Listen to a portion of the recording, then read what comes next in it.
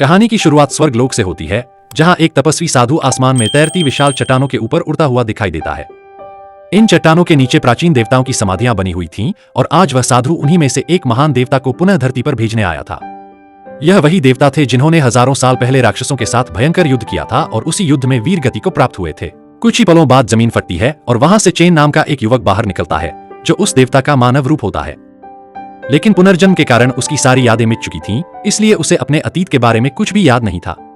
तभी अचानक वह साधु उस पर हमला करता है और उसे बताता है कि समय आने पर उसे अपनी सच्चाई खुद याद आ जाएगी। इतना कहकर वह उसे धरती की ओर धक्का दे देता है। धरती की ओर गिरते हुए चेन सीधे एक तालाब में जा गिरता है, जहां उस समय राजकुमारी जुयुआन स्नान कर रही होती है। अचानक एक अजनबी युवक को अपने सामने गिरते देख वह बुरी तरह घबरा जाती है और जोर जोर से चिल्लाने लगती है।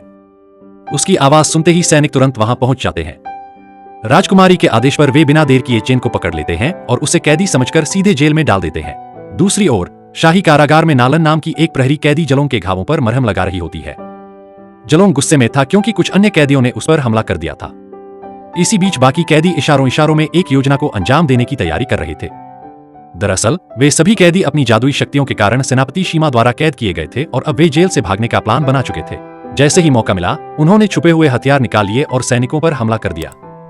हालात बिगड़ते देख नालन और जलोंग अपनी जान बचाने के लिए भाग निकले और एक ऐसे कमरे में पहुंचे जहां दीवारों पर कई रहस्यमयी कागज लगे हुए थे। जैसे ही जलोंग ने एक कागज को छुआ, उसकी शक्तियां कमजोर होने लगीं। असल में वे कागज जादुई शक्तियों को छीनने के लिए लगाए गए थे। तभी नालन ने तुरंत उसका हाथ पकड़कर उसे बचा लिया। कुछ ही पलों में कैदियों ने उन्हें घेर लिया, लेकिन नालन ने अकेले ही उनका सामना किया। वह बहादुरी से लड़ती रही, हालांकि इस दौरान उसकी एक साथी गंभीर रूप से घायल हो गई। तभी अचानक सेनापति शीमा वहां पहुंचा और उसने अपनी शक्तियों से सभी कैदियों की ताकत छीन ली और उन्हें दोबारा कैद कर लिया। जलोंग को भी फिर से जेल में डाल दिया गया। उधर राजकुमारी जुयुआन पर हमला होता है, लेकिन चेन, जिसके हाथ बंधे हुए थे, फिर भी बहादुरी से सभी हमलावरों से लड़ता है। जैसे ही वह आजाद होता है, एक जादुई धनुष अपने आप उसके हाथ में आ जाता है, जिससे वह सभी दुश्मनों को हरा देता है। लेकिन उसका शरीर अभी इतनी शक्ति का आदी नहीं था, इसलिए वह बेहोश हो जाता है।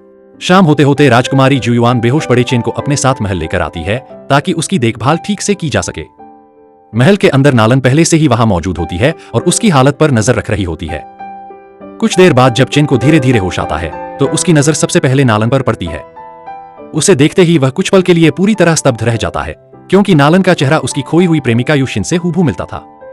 युशिन वही थी जो हजारों साल पहले स्वर्गलोक से रहस्यमय तरीके से गायब हो गई थी और जिसे चेन आज तक भूल नहीं पाया था।